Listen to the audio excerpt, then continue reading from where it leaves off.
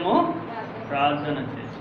మనం అనేక సార్లు ఆ మాట మనం జ్ఞాపకం చేసుకుంటాం. ఎందుకంటే విసుగక నిత్యము ప్రార్థన చేయించుండాలని ఒక ఉపమానం చెప్పారు యేసుక్రీస్తు ప్రభువారు. తర్వాత ఇంకొక ఉపమానం కూడా ప్రార్థన కొరకు ఏక అధ్యాయంలో చెప్పారు. అంటే ఈ అధ్యాయంలో ప్రార్థన కొరకు యేసుక్రీస్తు ప్రభువారు 2 ఉపమానాలు చెప్పినట్లు మనం చూడవచ్చు. ఒకటి విసుగక నిత్యము ప్రార్థన చేయాలి. రెండోది మనం ఇప్పుడు ధ్యానం చేసేది 9వ వచనం నుంచి 14 వరకు మనం అందరం కూడా కలిసి చదువుకుందాం. లోకాసు సువార్త 18వ అధ్యాయం 9వ వచనం నుండి 14వ వచనం వరకు మనం అందరం కూడా కలిసి చదువుకుందాం. తామే నీతిమంతులమని తమను నమ్ముకుని ఇతరులను తృణీకరించు కొందరితో ఆయన ఈ ఉపమానం చెప్పెను. ప్రార్థన చేయటకై 2 మనుషులు దేవాలయమునకు వెళ్ళి వారిలో ఒకడు పరిసయ్యుడు, ఒకడు సుంకరి. పరిసయ్యుడు నిలబడి, దేవా, నేను చోరులను, అన్యాయస్తులను, వ్యభిచారులైన ఇతరుల మనుషుల వల్లనైనా ఈ సుంకరి వల్లనైనా ఉండనందుకు నీకు కృతజ్ఞతాస్తుతులు చెల్లించుచున్నాను. వారమునకు 2 మార్లు ఉపవాసం చేయొచ్చు, నా సంపాదన అంతటిలో 10వ వంతు చెల్లించుచున్నానని తనలో తాను ప్రార్థించుచుండెను. అయితే సుంకరి దూరంగా నిల్చుండి ఆకాశం వైపు కన్నులెత్తుడి కన్ను ధైర్యం చాలక రొమ్ము కొట్టుకొనొచ్చు, దేవా, పాపినైన నన్ను కరుణించుమని పలికెను. అతని కంటే ఇతడు నీతిమంతుడిగా తీర్చిపడి తన ఇంటికి వెళ్ళినని మీతో చెప్తున్నాను. తను తాను హెచ్చించుకున్నవాడు తగ్గించబడినని, తను తాను తగ్గించుకున్నవాడు హెచ్చించబడినని చెప్పాను. మరొకసారి దేవుని సాధ్యం దేవుని వైపు చూద్దాం. పరిశుద్ధమైన తండ్రి, నిత్యుడైన దేవా, సమాధానకర్తకు అద్భుతమైన దేవాని కొందనాలు. ఈ యొక్క ఉదయకాల సమయంలో ప్రార్థన నిమిత్తం కొద్ది సమయం నీ తట్టు తిరుగుతుండగా ఇంతవరకు చదవబడిన లేఖన భాగాల కొరకు వందనాలు. ప్రభా, పరిశుద్ధాత్మ దేవా, నీ సహాయం కోరుకుంటున్నాం. నీ ఆత్మశక్తితో నీ దాసుని నింపండి. అటు విధంగా ప్రభా పలకటానికి కావాల్సిన వాక్శక్తిని దయచేయండి.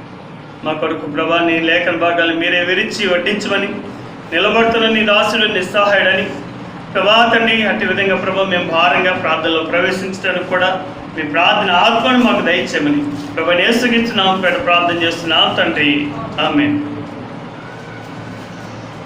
ఇక్కడ మనం చూసిన ఈ ఉపమానంలో 2 వ్యక్తుల గురించి చూసాం. ఎవరు ఆ వ్యక్తులు ఎవరు చెప్తారా? పరిసయ్యుడు, సుంకరి. ఇద్దరు కూడా ప్రార్థన కొరకు దేవాలయానికి వచ్చినట్లు మనం చూడవచ్చు. దేనికి ఎక్కడికి వచ్చారు? ప్రార్థన కొరకు దేవాలయానికి వచ్చారు. అయితే ఇద్దరు ప్రార్థన చేస్తున్నారు.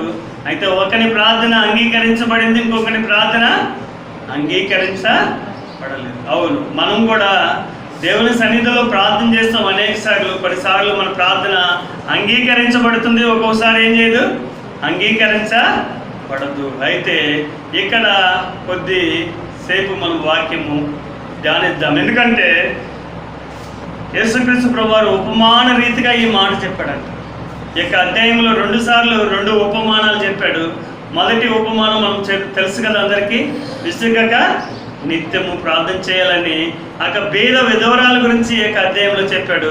2వ ఉపమానము ఇక్కడ పరిసయ్యుడు, సుంకరి గురించి యేసుక్రీస్తు ప్రభువారు చెప్పినట్లు మనం చూడవచ్చు. అయితే ఇక్కడ ఏమంటాడంటే 9వ వచనంలో, తామే నీతిమంతులు అనుకొని. కొన్నిసార్లు మన ప్రార్థన ఎందుకు అంగీకరించబడదంటే మనకి మనమే ఏమనుకుంటామంటే మేమే నీతిమంతులు. పరిసయ్యుడి యొక్క ప్రార్థన ఎందుకు అంగీకరించబడలేదు, సుంకరి యొక్క ప్రార్థన ఎందుకు అంగీకరించబడింది అంటే సుంకరి ఏం చేశాడండి? దేవా, పాపినైన నేను నీ తట్టు చూడటానికి కూడా అర్హుడిని కాదన్నట్టు తగ్గించుకున్నా. ఎంతో దీనత్వంతో ప్రార్థన చేశాడు. కాబట్టి సుంకరి యొక్క ప్రార్థన దేవుడు అంగీకరించాడు. పరిసయ్యుడి యొక్క ప్రార్థన దేవుడు ఎందుకు అంగీకరించలేదు? ఎందుకు అంగీకరించలేదు? తను తాను హెచ్చించుకున్నాడు. మొదటే యేసుక్రీస్తు ప్రభువారు ఈ ఉపమానం మొదలు పెట్టేటప్పుడే చెప్పాడు, తామే నీతిమంతులమని అనుకుని. తాము నమ్ముకుని అంటారు. వారు ఎవరిని నమ్ముకుంటారంటే తమను తాము నమ్ముకుంటారు, కానీ యేసుక్రీస్తు ప్రభువారిని నమ్ముకోరు. అందుకని తామే నీతిమంతులమని తమ్మును నమ్ముకుని ఇతరులను తృణీకరించు కొద్ది వారితో ఆయన ఈ ఉపమానము చెప్పాడు. మనకి పరిసయ్యుల గురించి మనందరికీ తెలుసు. వారు ఎలాంటి వారంటే అన్నిటిలో కూడా ఏం చేస్తారు? దశంభాగం ఇస్తారు. అన్నిటిలో కూడా సోపులోను పొదీలాలోను అన్నిటిలోనూ దశంభాగం ఇస్తారు. కానీ ప్రాముఖ్యమైనది యేసుక్రీస్తు ప్రభువారు కోరుకునేది ఏంటంటే దీనత్వము. ఎవడు దీనుడై నలిగిన హృదయమై ఉంటాడో వానిని నేను దృష్టిస్తానంటాడు యేసుక్రీస్తు ప్రభు. మనము చేసే ప్రార్థన కూడా అంగీకరించబడాలి. మనం చేసే ప్రార్థన దేవునికి అంగీకారంగా ఉండాలి అంటే కూడా మనం ఏం చేయాలంటే దేవుని సన్నిధిలో దీనులమై మొరపెడితేనే మన ప్రార్థన ఏమవుతుంది? అంగీకరించబడుతుంది. అనేక సార్లు చాలామంది మనము కూడా ఏం చేస్తామంటే పరిసయ్యుడు లాగానే మనం కూడా చేస్తాం. ఎందుకంటే మేము వారిలాగా లేము, వీరిలాగా లేము. అనేక సార్లు పరిసయ్యుడు ఏం చేశాడంటే నేను వారికి లాగా లేను, వీరికి లాగా లేను, నేను ఏం చేస్తున్నాను, నా సంపాదన అంతట్లో కూడా 10వ వంతు భాగాన్ని చెల్లిస్తున్నాను, తర్వాత నేను ఉపవాసం కూడా ఉంటున్నాను. అయితే ఇదేమి కోరలా దేవుడు. ఏం కోరాడు? నీ దగ్గర దీనత్వాన్ని కోరాడు. నా యొక్క దగ్గర దేవుడు ఏం కోరాడంటే దీనత్వాన్ని కోరాడు. మనం ఏం తేవాలంటే దీనులుగా ఉండి దేవుడి సన్నిధిలో మొరపెట్టాలి. దేవుడు మన ప్రార్థన అంగీకరించాలంటే మనము దేవుడి సన్నిధిలో దీనులుగా ఉండి మొరపెడితే దేవుడు మన ప్రార్థన ఏం చేస్తాడండి? అంగీకరిస్తాడు. దేవుడు మన ప్రార్థన అంగీకరించాలంటే దీనులై ఉండాలి. అయితే కొద్దిమంది ఏం చేస్తున్నారంటే తమ్ములు తామే నీతిమంతులను, అందుకని వారి ప్రార్థన అంగీకరించబడతలేదు.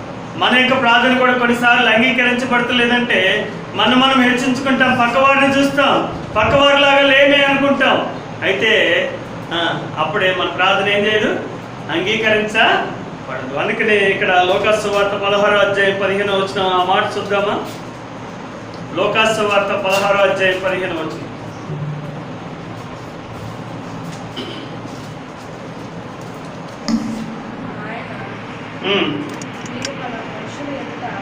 మీరు మనుషుల ఎదుట నీతిమంతులని అనిపించుకుని వారు కానీ దేవుడు మీ హృదయములను ఎరుగును. కాబట్టి కొంతమంది ఏం చేస్తారంటే మనుషుల ఎదుట నీతిమంతులని అనిపించుకుంటారు కానీ దేవుడు ఏం చేస్తాడండి? హృదయాన్ని లక్ష్య పెడతాడు. మనుషులైతే పై రూపాన్ని చూస్తారు కానీ దేవుడు ఏం చేస్తాడండి? హృదయాన్ని లక్ష్య పెట్టేది దేవుడు. నువ్వు పైకి భక్తి పడిలాగా కనపడచ్చు, పైకి ప్రార్థన పడిలాగా కనపడవచ్చు, కానీ దేవుడు నీ అంతరంగంలో ఉన్న స్వభావాన్ని చూస్తాడు. నువ్వు ఏ విధంగా ప్రార్థన చేస్తున్నావు. అందుకని నీతిమంతులుగా కొంతమంది అనుకుంటూ ఉంటారు. అందుకని ఇక్కడ ఏమంటాడంటే మీరు మనుషుల ఎదుట నీతిమంతులని అనిపించుకుందరు కానీ దేవుడు మీ హృదయములను ఎరుగును. ఇంకా చదువు దాంట్లోనే మనుషులలో ఘనముగా ఎంచబడినది దేవుని దృష్టికి అసహ్యము. కాబట్టి మనుషుల దృష్టిలో నువ్వెంత భక్తిపరుడువైనా, నువ్వెంత ప్రార్థన పరుడుగా కనిపించినా, పైకి నేను అన్ని గంటలు ప్రార్థన చేస్తున్నాను, ఇన్ని గంటలు ప్రార్థన చేస్తున్నానని మనుషుల విషయంలో ఎంత ఘనముగా ఉన్నా కానీ దేవుని దృష్టిలో అది ఏంటంట? అసహ్యము. కాబట్టి మనం ఏం చేయాలంటే దేవుని దృష్టిలో మనం అంగీకారంగా యోగ్యంగా ప్రార్థన చేస్తున్నామా లేదా మనం చూసుకోవాలి. ఈ యొక్క ఉదయకాల సమయంలో దేవుడు మనతో కూడా మాట్లాడుతున్నాడు. మనము మనుషుల విధంగా కాదు, మనం చేయగలిగింది ఎవరితో అండి? దేవుని కొరకు, దేవుని వైపు చూస్తూ. ఎందుకంటే నీతిమంతులని మనం ఎంచుకోవటం కాదు, మనం ఎవరి విషయంలో నీతిమంతులుగా ఉండాలంటే దేవుని దృష్టిలో మనము నీతిమంతులుగా ఉండాలి. అందుకని మనుషుల్లో ఘనముగా ఎంచబడినది దేవుని దృష్టికి అసహ్యం అంట. దేవుని దృష్టికి మనం ఏముండాలి? ఘనముగా ఉండాలి. మనుషుల దృష్టిలో ఘనముగా ఉంటే అది దేవునికి అంగీకరణ. ఎందుకంటే దేవుడు హృదయాన్ని లక్ష్య పెట్టే దేవుడు. ఇంకా ముందుకు వెళితే సామెతల గ్రంథంలో ఈ మాట స్పష్టంగా ఉంటుంది. సామెతల గ్రంథం 30వ అధ్యాయం, సామెతల గ్రంథం 30వ అధ్యాయం 12-13 వచనాలు.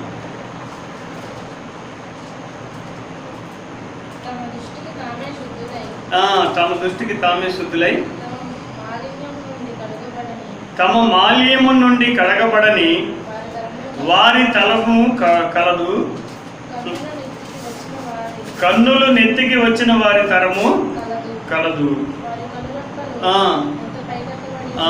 వారి కన్ను రెప్పలు ఎంత పైకి ఎత్తబడి. కొన్నిసార్లు ఏమవుతుందంటే మన దృష్టికి మనమే నీతిమంతులు అనుకుంటూ మన కన్నులు ఏమవుతాయి అంటే మన నెత్తి మీదకి వస్తాయి. మనకి అంత బాగానే ఉన్నప్పుడు, అంత బాగా జరుగుతున్నప్పుడు మనం ఇలాంటి అతిశయించే వారికి ఉంటాం. మేమే నీతిమంతులము, ఇంకా వేరే వారు కాదు, మేమే. ఎందుకంటే మేము వారికంటే వారిలాగా లేము, వీరిలాగా లేము.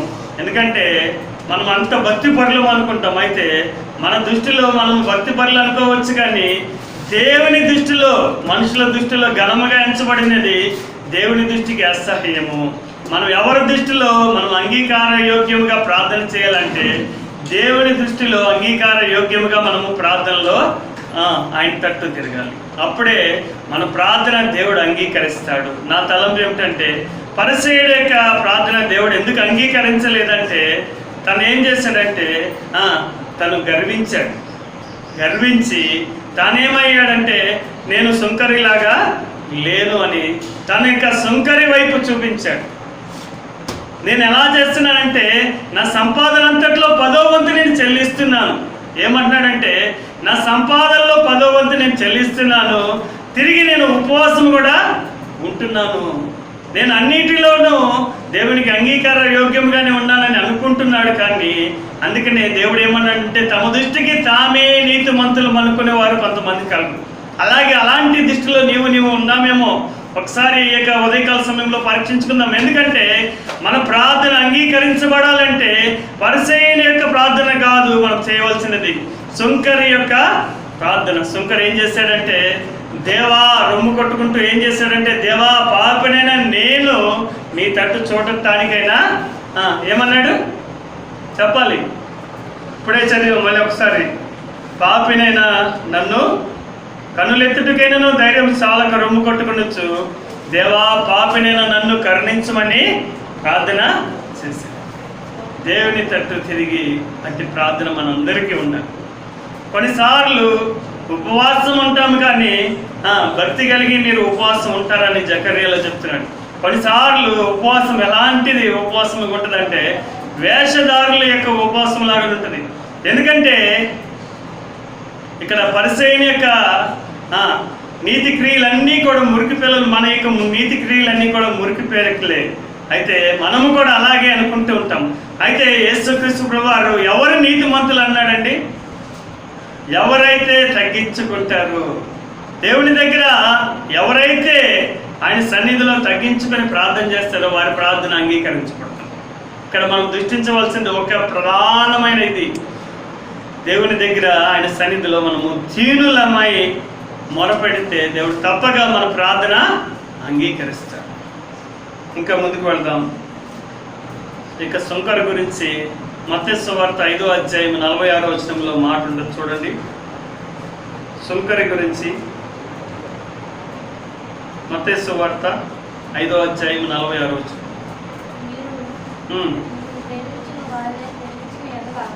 మీరు మిమ్మల్ని ప్రేమించిన వారిని ప్రేమించిన ఎడల మీకేమి ఫలం కలుగును? సుంకరులను అలాగే చేయించున్నారు కదా. కాబట్టి సుంకరులు ఏం చేస్తారంటే నిజంగా ప్రేమించే వారిని ప్రేమిస్తారు, కానీ అలాంటి సుంకరి కూడా తర్వాత ఏం చేయబడ్డాడంటే మార్చబడి దేవా పాపినైనా నన్ను కరుణించుమని దేవుని దగ్గర దీనుడిగా మొరపెట్టాడు. నీ తట్టు కన్నులెత్తటికైనా నాకు ధైర్యం చాలు. ఏం చెప్తున్నాడంటే సుంకరి అలాంటి వాడు ప్రేమించిన వారిని మీరు ప్రేమిస్తారు. సుంకరులు కూడా అలాంటి వారే, ఎందుకంటే వారు కూడా ప్రేమిస్తేనే ప్రేమిస్తారు. అలాంటి సుంకరి తన జీవితంలో ఏం చేశాడంటే దేవా పాపిని అని గుర్తించాడు. నేను కూడా మన జీవితంలో మనం చేస్తున్న అవిధేయతలు దేవుని దృష్టిలోకి వచ్చినప్పుడు మనకు అన్నీ కూడా తేటతెల్లంగా దేవుడు చూపిస్తూ ఉన్నప్పుడు ఒప్పుకోవాలన్నమాట. దేవా ఫలానా విషయంలో నీకు అవిధేయులుగా ఉన్నాను, ఫలానా విషయంలో నేను తప్పిపోయాను. ప్రార్థనలో దేవుని దగ్గరికి వచ్చినప్పుడు మనము పాపులమని గుర్తించాలి. ఎందుకంటే దేవుని దగ్గర ఎక్కడ మనం తప్పిపోయామో, దేవుని దగ్గర ఎక్కడైతే అవిధేయులుగా ఉన్నామో అక్కడ ఒప్పుకున్నప్పుడు దేవుడు మన ప్రార్థన అంగీకరిస్తాడు. సుంకరు చేసిన ప్రార్థన అదే, దేవా పాపిని అంటున్నాడు. ఎందుకంటే దేవా పాపిని, ఎందుకంటే నేను ప్రేమించిన వారినే ప్రేమించాను. నేను కూడా అలాంటి వారిని. కానీ దేవుడు మన శత్రువులను సైతం ప్రేమించుకున్నాడు. అందుకనే సుంకర ఏమంటున్నాడంటే, దేవా పాపినైనా నేను నీ తట్టు కన్నులెత్తుటికైనా ధైర్యం చాలదు. కాబట్టి తను ఏం చేస్తున్నాడంటే రొమ్ము కొట్టుకుంటూ నన్ను కరుణించమని ప్రార్థన చేశాడు. సుంకరి యొక్క ప్రార్థన దేవుడు అంగీకరించాడు. నీ యొక్క నా యొక్క ప్రార్థన అంగీకరించాలంటే మొదటగా మన జీవితంలో తగ్గింపు స్వభావం కావాలి. రెండోదిగా మనము సుంకరిలాగా పాపిలము అని గుర్తించాలి. అనేక సార్లు ఎక్కడ దేవునికి అవిధేయులుగా ఉన్నామో, ఎక్కడ దేవునికి వ్యతిరేకంగా జీవించామో, దేవుని దగ్గరికి వచ్చినప్పుడు ఒప్పుకొని ప్రార్థనలో ప్రవేశిస్తే దేవుడు తప్పక మన ప్రార్థన అంగీకరిస్తాడు. ఇంకా ముందుకు వెళ్దాం.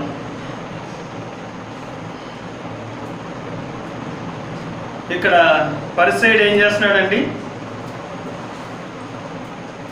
11వ వచనం, పరిసయ్యుడు నిలబడి, దేవా నేను చోరులను, అన్యాయస్తులను, వ్యభిచారులనైనా, ఇతర మనుషుల వలనైనను, ఈ సుంకరి వలనైనను ఉండనందుకు నీకు కృతజ్ఞతాస్తుతులు చెల్లించుచున్నాను. తను ఏం చేస్తున్నాడంటే, నేను వారికిలాగా లేనందుకు, వీరికిలాగా లేనందుకు నేనేం చేస్తున్నానంటే నీకు కృతజ్ఞతాస్తుతులు చెల్లించుచున్నాను. కంపేర్ చేసుకుంటున్నాడు. పరిసయ్యుడి యొక్క ప్రార్థన దేవుడు ఎందుకు అంగీకరించలేదంటే ఇతరులతో పోల్చుకుంటున్నాడు. నేను వ్యభిచారులాగా లేను, లేకపోతే దొంగల్లాగా లేను, చోరులాగా లేను, వారికిలాగా లేను, వీరికిలాగా లేను. మనము ఇతరులతో పోల్చుకోకూడదు. మనం ఇందాక చెప్పినట్లు మనకు ఎప్పుడు కూడా దేవునితో సంబంధం కలిగి ఉండాలి. దేవుని దృష్టికి మనం అంగీకార యోగ్యంగా ఉండాలి.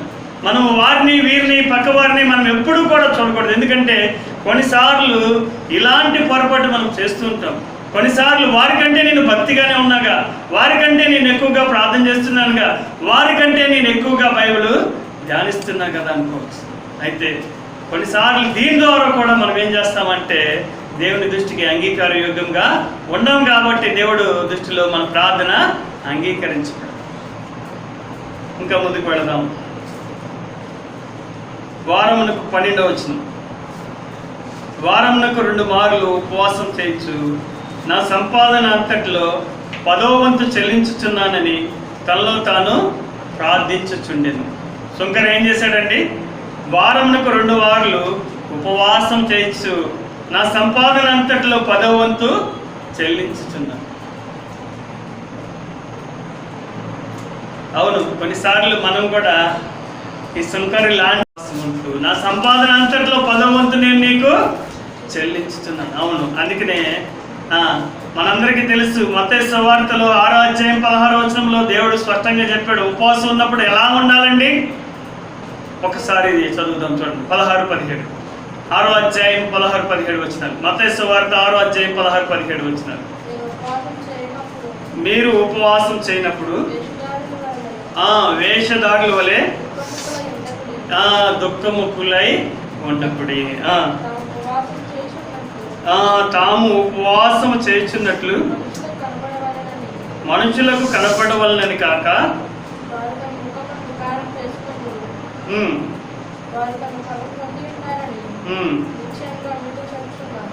మనుషులకు కనపడవలనని వారు తమ ముఖములను వికారం చేసుకుందరు, వారు తమ ఫలము పొంది ఉన్నారని నిశ్చయముగా మీతో చెప్తున్నాము. 17వ వచనం బట్టి ఉపవాసం చేయుచున్నట్లు మనుషులకు కనపడవలనని కాక రహస్యమందున్న నీ తండ్రికే కనపడవలనని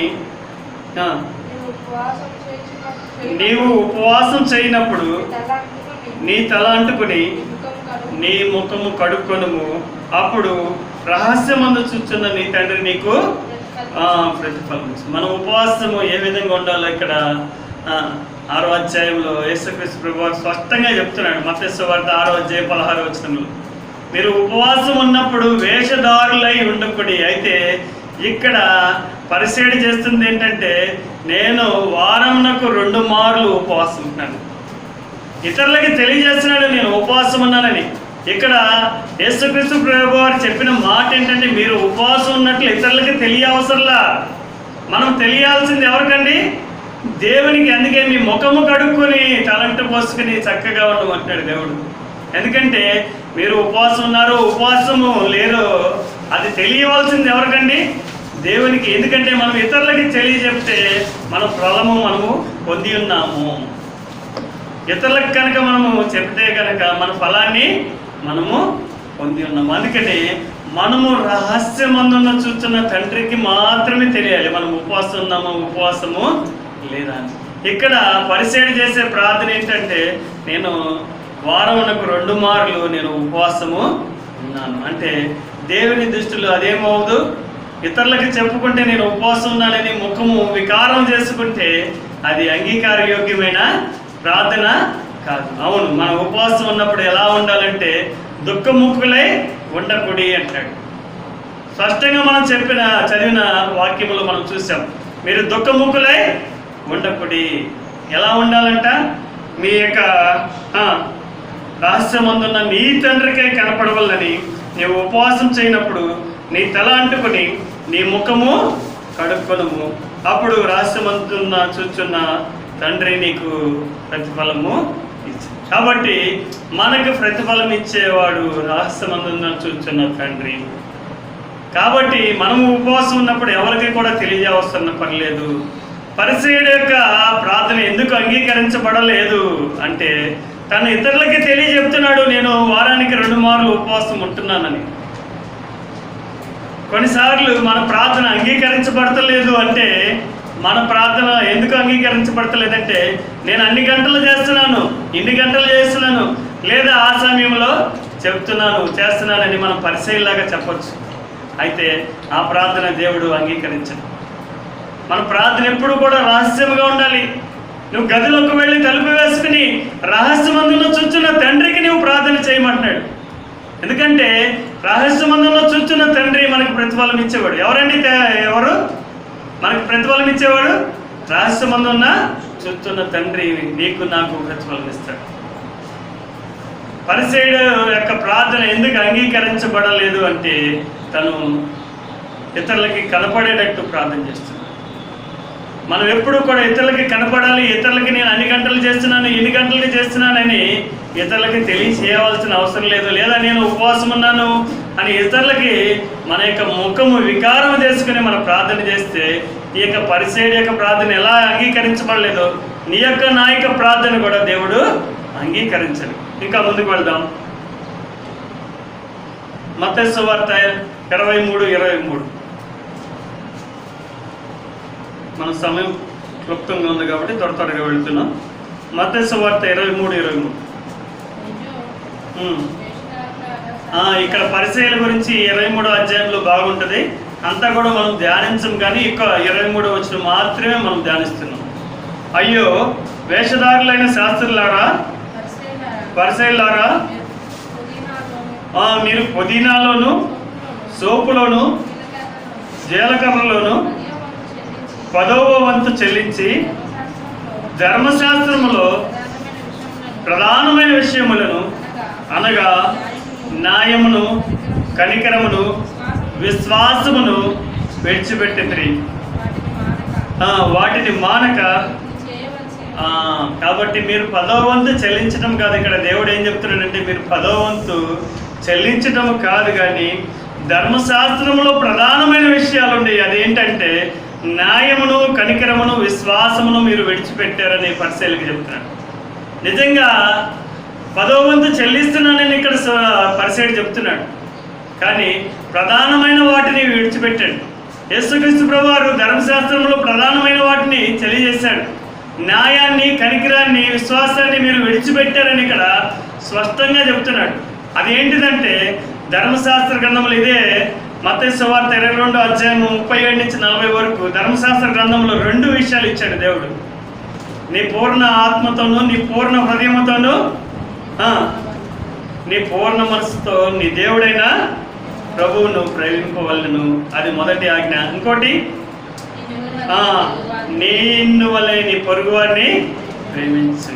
కాబట్టి పొరుగువాన్ని ప్రేమించే విషయంలో ఈ పరిసయుడు ఏం చేస్తున్నాడంటే తప్పిపోయిన వాడుకుంటాడు. అందుకే పరిసయుని యొక్క ప్రార్థన దేవుడు అంగీకరించలేదు. ఎందుకంటే నేను వానిలాగా లేను, వీనిలాగా లేను, అలాంటి చోరులాగా లేను, నేను అలాంటి వ్యభిచారిలాగా లేను, లేకపోతే ఈ సుంకరిలాగా లేను అంటున్నాడు. తన యొక్క ప్రార్థన ఎందుకు దేవుడు అంగీకరించలేదంటే ధర్మశాస్త్ర గ్రంథంలో దేవుడిచ్చిన ప్రధానమైన ఆజ్ఞను విడిచిపెట్టిన వాడిగా ఉంటున్నాడు. అందుకే పరిసయుడి యొక్క ప్రార్థన దేవుడు అంగీకరించలేదు. నీ యొక్క నా యొక్క ప్రార్థన కూడా దేవుడు అంగీకరించాలంటే దేవుడికి అనుకూలమైన ప్రార్థన మనం చేయాలి. మనకిష్టం వచ్చినట్లు మనం ప్రార్థన చేస్తే మన ప్రార్థన దేవుడు అంగీకరించడు. దేవునికి అనుకూలమైన ప్రార్థన మనం చేయాలి. ఆయన చిత్తానుసారంగా మనం ఏం అడిగినా ఆయన మన మనవి ఆలకించనని. కాబట్టి మనము ఆయన చిత్తంలో మనము మనవి చేయాలి. ఏది చేసినా కొన్నిసార్లు మనం ఏం చేస్తామంటే ఈ పరిసయ్యలాగానే ఉంటాం. నేను ఉపవాసం ఉంటున్నాను, లేకపోతే నేను 10వ వంతు చెల్లిస్తున్నాను, నేను వారికి లాగలేను, నేను వీరికి లాగలేను.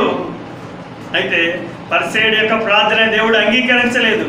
అయితే సుంకరి యొక్క ప్రార్థన దేవుడు అంగీకరించలేదు. ఇంకా ముందుకు వెళ్దాం. సుంకరి అయితే ఏం చేశాడో చూడండి. 13-14 వచనాలు చదవండి త్వరగా.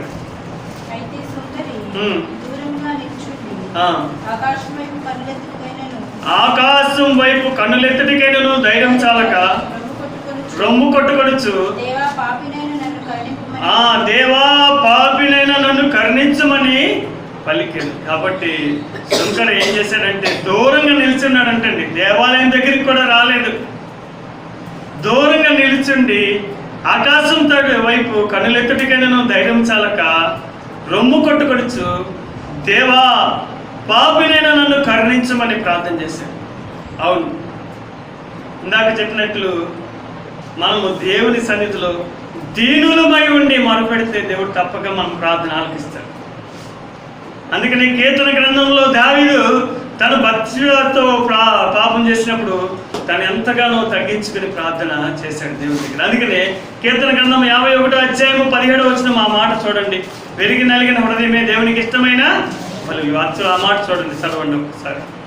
కీర్తన 51:17.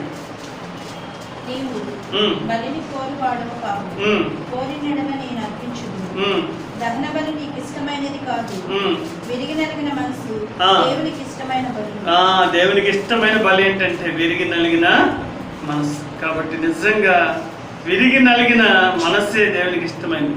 నీవు నేను విరిగి నలిగిన హృదయముతో ప్రార్థనలోనికి దేవుని దగ్గరికి వైపు వస్తే శంకరి యొక్క ప్రార్థన దేవుడు ఎట్టా అయితే ఆలకించాడు, నీ యొక్క నా యొక్క ప్రార్థన దేవుడు తప్పక ఆలకిస్తాడు. దేవుడు ఎలాంటి అంటే విరిగి నలిగిన మనస్సే దేవునికి ఇష్టమైన బలి. ఇక్కడ స్పష్టంగా కీర్తన గ్రంథంలో మనం చూస్తున్నాం, విరిగి నలిగిన మనస్సే దేవునికి ఇష్టమైన బలి. నీ యొక్క నా యొక్క మనస్సు దేవుని సన్నిధిలో విరిగి నలిగినదైతే దేవుడు తప్పక నీ యొక్క నా యొక్క మనవి ఆలకిస్తాడు. శంకరి యొక్క ప్రార్థన దేవుడు ఎందుకు అంగీకరించాడు అంటే తను ఎంతగానో తగ్గించుకుంటున్నాడు. దేవుని దగ్గరికి దూరంగా నిలుచుంటున్నాడు. దేవుని దగ్గరికి కూడా వస్తానికి తనకి అర్హత లేదన్నట్టు దూరంగా నిలిచి దేవుని తట్టు కనులెత్తుటికైనా ధైర్యం చాలక రొమ్ము కొట్టుకొచ్చు, దేవా పాపినైన నన్ను కరుణించు.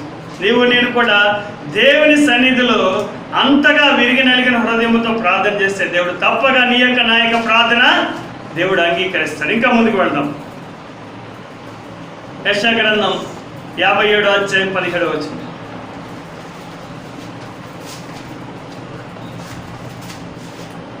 మధ్యలో ఉంటుంది 57:15. యెషయా గ్రంథం 57వ అధ్యాయం 15వ వచనం. ఇంకా పైన మహాగణుడు మహోన్నతుడు పరిశుద్ధుడు నిత్య నివాస అయిన వాడు ఇలాగ సెలవిస్తున్నాడు, నేను మహోన్నతమైన పరిశుద్ధ స్థలంలో నివసించేవాడను, అయినను వినయము గల వారి ప్రాణమును ఉజ్జీవింప చేయుటకును నలిగిన వారి ప్రాణమును ఉజ్జీవింప చేయుటకును వినయము గల వారి యొద్దను దీన మనసు గల వారి యొద్దను నివసించుచున్నాను. దేవుడు ఎక్కడ నివసిస్తాడంటే వినయము కలిగిన వారి దగ్గర, దీన మనస్సు కలిగిన వారి దగ్గరే. అందుకనే శంకర్ యొక్క ప్రార్థన దేవుడు అంగీకరించాడు. ఎందుకంటే శంకర్ ఏం చేశాడంటే ఎంతగానో దీనుడిగా నలిగిన వాడిగా ప్రార్థన చేశాడు. నీ యొక్క నా యొక్క ప్రార్థన అంగీకరించబడాలి అంటే వినయము కావాలి, మనకి దీన మనస్సు కావాలి. అప్పుడే దేవుడు మన దగ్గర నివసిస్తాడు. నీ యొక్క నా యొక్క ప్రార్థన దేవుడు అంగీకరిస్తాడు. చెవి యొక్క నీ యొక్క నా యొక్క మనవి ఆలకించి మనకు కావాల్సిన అన్ని కూడా ఉత్తరము దయచేస్తాడు. ఇంకా ముందుకు వెళ్దాం. ఇదే యెషయా గ్రంథం 66వ అధ్యాయం 2వ వచనం. యెషయా గ్రంథం 66:2.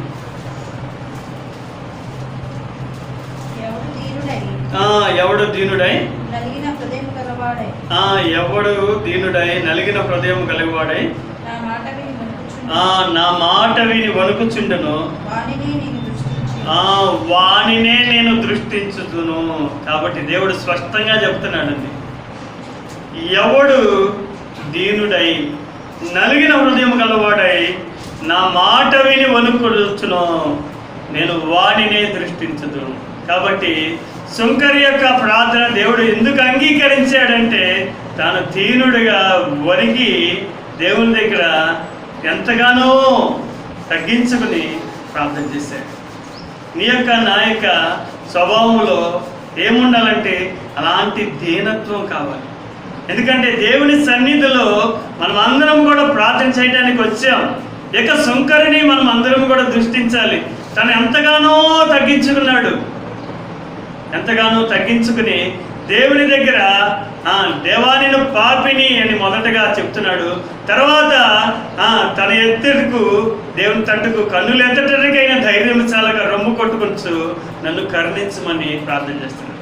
నీవు నేను కూడా దేవుని సన్నిధిలో దీనులై మొరపెడితే దేవుడు నిన్ను నన్ను కూడా దృష్టించేవాడు. ఇక్కడ స్పష్టంగా అదే యెషయా కూడా అదే చెప్తాడు, ఎవడు దీనుడై నలిగిన హృదయం కలవాడై నా మాట విని వణుకుచుండును నేను వానినే దృష్టించు. కాబట్టి స్పష్టంగా దేవుడు ఈ మాట ద్వారా మనందరితో కూడా మాట్లాడుతున్నాడు. మనందరికీ దీనత్వం ఉంటే తప్పక మన ప్రార్థన ఏమవుతుందండి, అంగీకరించబడుతుంది. అందుకని పరిసయ్యుడి యొక్క ప్రార్థన ఎందుకు అంగీకరించబడలేదంటే తన దృష్టికి తానే నీతిమంతులుగా అనుకున్నాడు. కొన్నిసార్లు మన ప్రార్థన అంగీకరించబడలేదంటే మన దృష్టికి మనమే ఏం చేస్తామంటే నీతిమంతులు అనుకుంటాం. నేను వారికి లాగా లేను, వీరికి లాగా లేను అని కొన్నిసార్లు మనం అనుకుంటాం. చోరులాగా లేను, వ్యభిచారులాగా లేను, వారికి లాగా లేనని పరిసయ్యుడు కూడా చెప్పాడు. నీవు నేను కూడా అనేక సార్లు నేను వారికన్నా నేను ఎక్కువగా భక్తిగానే ఉన్నాను, వారికంటే నేను ఎక్కువగా ప్రార్థన చేస్తున్నాను, వారికంటే నేను ఎక్కువగా బైబిల్ ధ్యానం చేస్తున్నాను, ఇట్లాంటి మనం కంపేర్ చేసుకుంటుంటాం. అయితే వీటిని కూడా దేవుడు లక్ష్య పెట్టాడు. ఎందుకంటే మనుషుల దృష్టిలో ఘనమైనవి, ఇందాక మనం చూసాం కదా, మనుషుల దృష్టిలో ఘనమైనవి దేవుని దృష్టిలో అసహ్యము. మనుషుల దృష్టిలో ఘనమైనవి దేవుని దృష్టిలో అసహ్యము. కాబట్టి మనము మనుషుల దృష్టిలో నీతిమంతులు అనుకోవచ్చు, కానీ దేవుని దృష్టిలో మనం అందరం కూడా నీతిమంతులు కనిపించాలి. మన హృదయాన్ని లక్ష్య పెట్టే దేవుడు. మన దేవుడు ఎలాంటి వాడండి, హృదయాన్ని లక్ష్య పెట్టే దేవుడు. మనము ఎందుకంటే మనము ప్రార్థన ఎలా చేస్తున్నాం అనేది దేవుడు చూస్తాడు. ఎందుకంటే మనం పెదవులతో ప్రార్థన చేయొచ్చు, మన హృదయాన్ని లక్ష్య పెట్టే దేవుడు.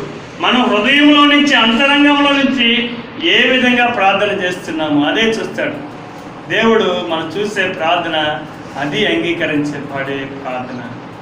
ఎందుకంటే పైకి మనం పెదవులతో ప్రార్థన చేయొచ్చు, పైకి అన్ని గంటలు చేయొచ్చు, ఇన్ని గంటలు చేయొచ్చు. అయితే దేవుడు దృష్టించేది ఏంటంటే హృదయంలో దేవుని మీద మనం ఎంతగా తగ్గించుకుని దేవుని దగ్గర ఆయన సన్నిధిలో మనం దీనులై వణుకుచు ఆయన దగ్గర మొరపెడుతున్నాము, ఆ ప్రార్థనే దేవుడు అంగీకరిస్తాడు. ఇక పరిసయ్యుడు శంకరు ప్రార్థనలో మనం అదే గమనించవలసినది. ఇంకా ముందుకు వెళ్దాం.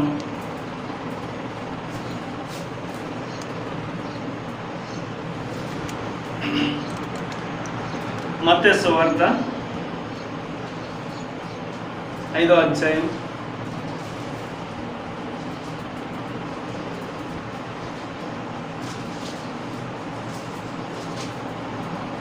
3వ వచనంలో మనందరికీ తెలుసు, ఆత్మ విషయమై కొండ మీద ప్రసంగంలో యేసుక్రీస్తు వారు స్పష్టంగా ఈ మాట చెప్పాడు. ఆత్మ విషయమై దీనులైన వారు ధన్యులు, పరలోక రాజ్యము వారికి. అవును, పరలోక రాజ్యం పొందాలంటే కూడా మన జీవితంలో ఏముండాలండి? దీనత్వం కావాలి. ఆత్మ విషయమై దీనులైన వారు ధన్యులు, పరలోక రాజ్యము వారిని. అందుకని యేసుక్రీస్తు వారు ఇక్కడ స్పష్టంగా ఉపమాన రీతిగా చెప్పాడు, తను తాను హెచ్చించుకున్నవాడు తగ్గించబడును, తను తాను తగ్గించుకున్నవాడు హెచ్చించబడు. కాబట్టి మనము దేవుని దృష్టిలో తగ్గించుకుంటే దేవుడు తగిన సమయంలో మనం హెచ్చిస్తాడు. మనము హెచ్చించుకుంటే దేవుడు తగ్గిస్తాడు.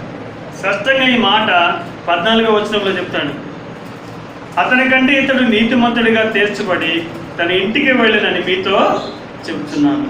తను తాను హెచ్చించుకున్నవాడు తగ్గించబడిననియు, తను తాను తగ్గించుకున్నవాడు హెచ్చించబడిననియో చెప్పాడు. కాబట్టి సుంకరి యొక్క ప్రార్థన దేవుడు అంగీకరించబడ్డాడు, ఎందుకంటే తను తగ్గించుకున్నాడు. పరిసేయుడి యొక్క ప్రార్థన దేవుడు ఎందుకు అంగీకరించలేదంటే తను తాను నీతిమంతులు అనుకున్నాడు, హెచ్చించుకున్నాడు. అందుకనే తను తాను హెచ్చించుకున్నవాడు తగ్గించబడతాడు, తను తాను తగ్గించుకున్నవాడు హెచ్చించబడతాడని దేవుడు స్పష్టంగా చెప్తాడు. అవును, ప్రార్థనలో కూడా మనము తగ్గించుకుని దేవుని దగ్గర ప్రార్థన చేస్తే దేవుడు తప్పగా మన యొక్క ప్రార్థన అంగీకరించి తగిన సమయంలో నీ యొక్క నా యొక్క స్థితిని హెచ్చించగలిగిన దేవుడు. అట్టి విధంగా మన ప్రార్థనలో ప్రవేశిద్దాం.